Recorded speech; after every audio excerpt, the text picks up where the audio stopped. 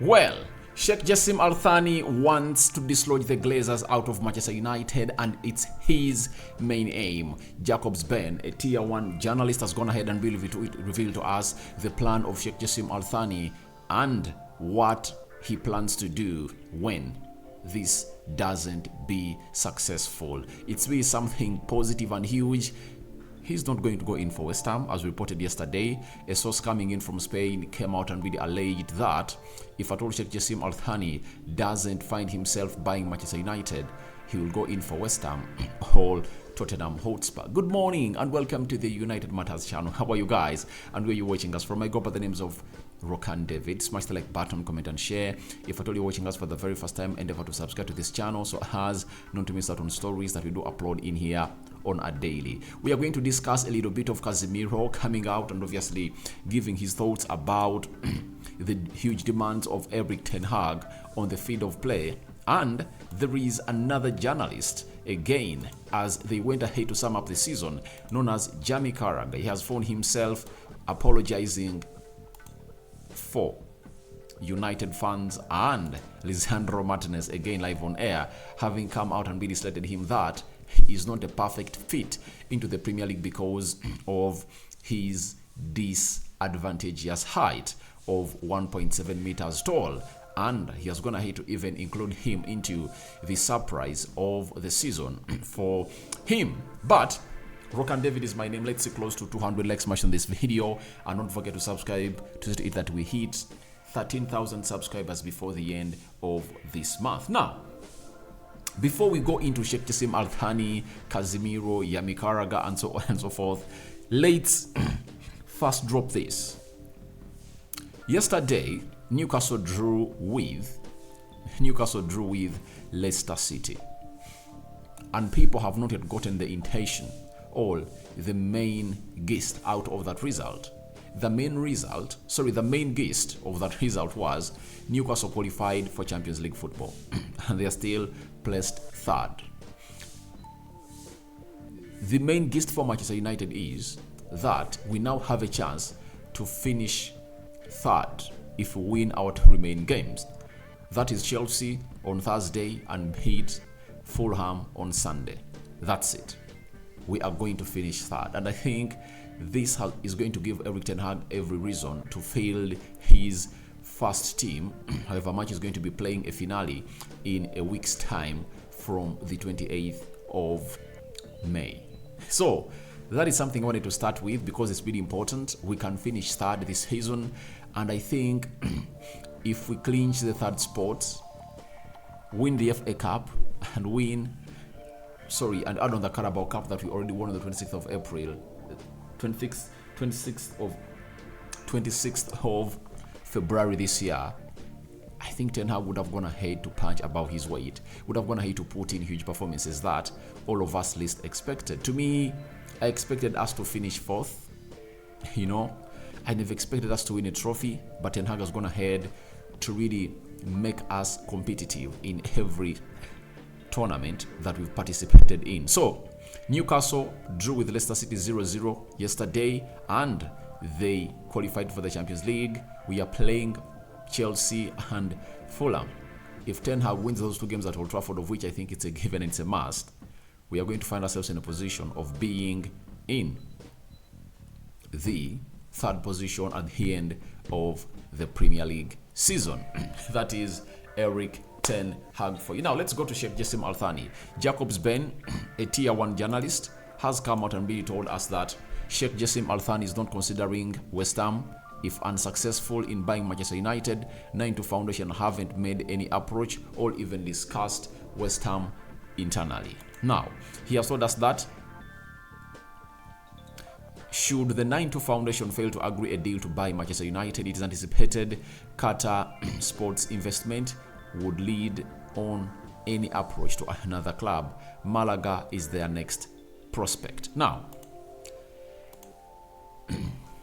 when you hear that their next prospect, whatever they fail to get Manchester United, is in Spain, it shows you that in the Premier League, they are only interested in one club, and that is Manchester United. And I think they know that at a point X, they'll buy the club.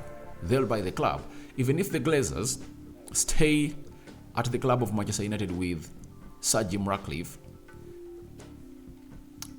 the Qataris have gone ahead to go through the financial books of Manchester United, and they know these two cannot really get United where it's supposed to be. Fans will keep demanding on for new owners, and I think they are really tied onto their bid of £5.5 billion that the Glazers will accept it. And I think if at all the Glazers even fail to accept it, they are willing to raise it to £6 billion. I understand there is no way the Glazers, there is no way Sheikh Jassim Al Thani and the Qataris aren't going to do everything possible to get United under their ownership. They are going to do everything to get United. That's it. And it shows you that their main interest in the Premier League is in Manchester United, because if it was in other teams, they would have gone ahead to really start discussions on a plan B, but they are not looking at any Premier League club apart from Manchester United, meaning that their attention has been focused onto that. They want to see themselves get this club under their ownership, and they are willing to dislodge the Glazers out of the club, come rain, come sunshine, because the Glazers want £6 billion, we all know, and the latest bid made by the Qataris is £5.5 billion, meaning that they are less by £0.5 billion to find themselves in a position of really equaling the realistic evaluation of Manchester United by the Glazers. And I think the Glazers, if at all they get £6 billion, they will really move out. They'll move out of this club because they have nothing else to do. And Sheikh Jassim Al Thani knows that he has the best plan or best package for the takeover. £5.5 billion for the Glazers, and he has £7 billion to inject in the club of Manchester United through improving the facilities at Carrington. Secondly, building a new stadium, or really refurbishing Old Trafford. Thirdly, he has gone ahead to tell the board of Manchester United that if he's given a chance to take United fully, money to spend this summer is readily available. And that is good news to every Manchester United fan all over the world. When it comes to spending money in the summer, you really understand that ever since Sir Alex Ferguson left, no manager deserves to get a backing like Erik ten Hag, because has shown us that he can improve players, he can improvise. That has gone ahead to really hinge us so much onto the Qataris than Sir Jim Ratcliffe, who is in bed with the Glazers. So Sheikh Jassim Al Thani and the Qataris want to dislodge the Glazers out of the club of Manchester United 100%. Now, Casemiro has gone ahead and told us the ambitious Erik ten Hag, who never really thinks that even 100% is not enough. He has told us that Ten Hag surprised me a lot with his ambition.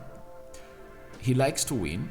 He asks for more because for him 100% is not enough.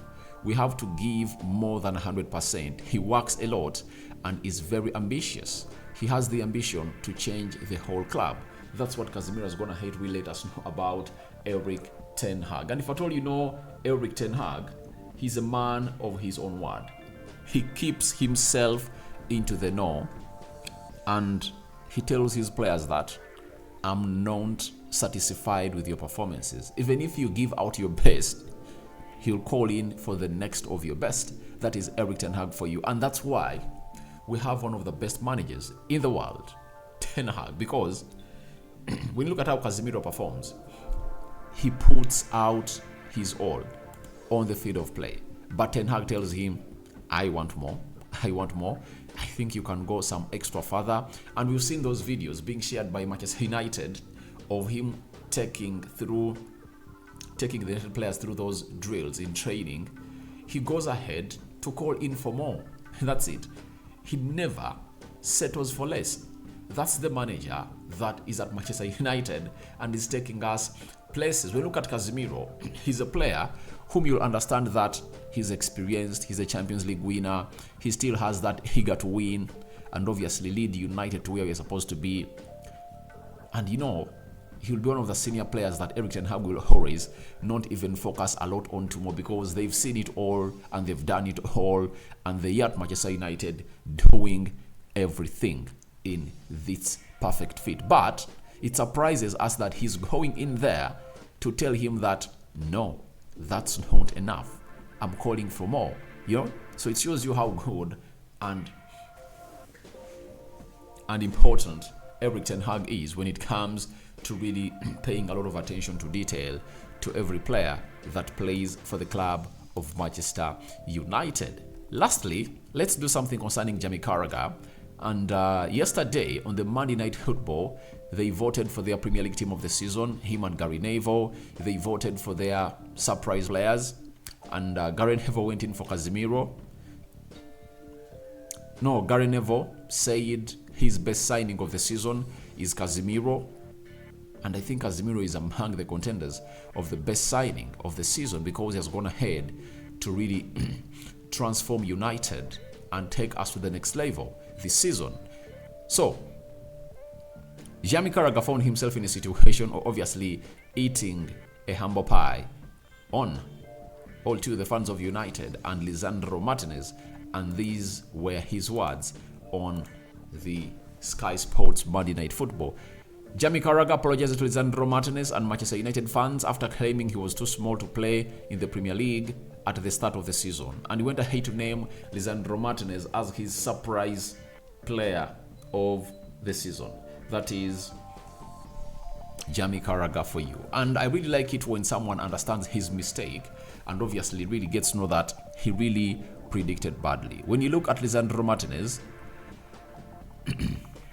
I said to people when they are calling out his height that in the first season of Pep Guardiola in the Premier League, Erik ten Hag was asked why Pep Guardiola had finished fourth in the league of the Premier League by then. I think it was 2015. It was 2016, 2017, or 2016, 2017, right?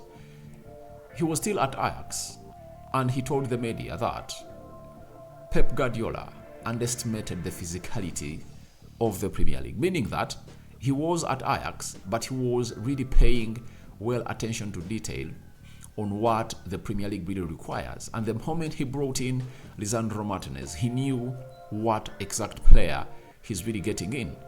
And they thought that to win El Duels, you're supposed to be really tall.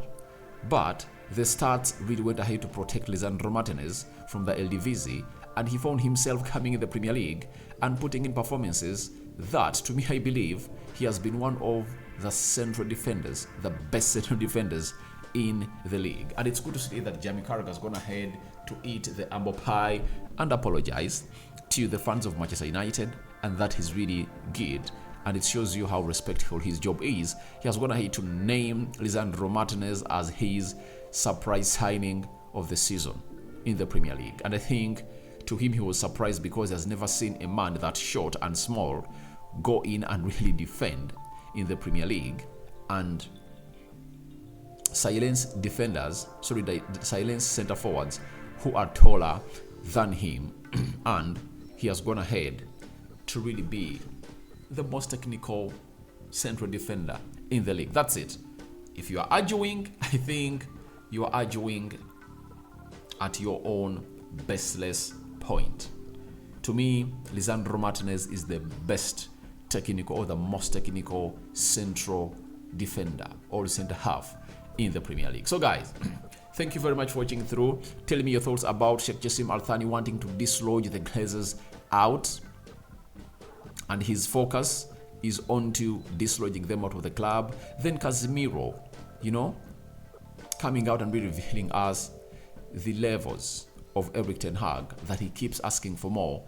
What do you think about that? And lastly, tell me your thoughts on the apology that Jamie Carragher is going to have to issue to Lisandro Martinez and to the Man United fans, that at the beginning of the season, Lisandro Martinez was too short for the Premier League. A sign out for now. See you later.